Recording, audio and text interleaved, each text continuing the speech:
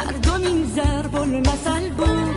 از یه گل بهار نمیشه، بی وفا کنار نمیشه، واسه عاشق و هیچ دردی درد انتظار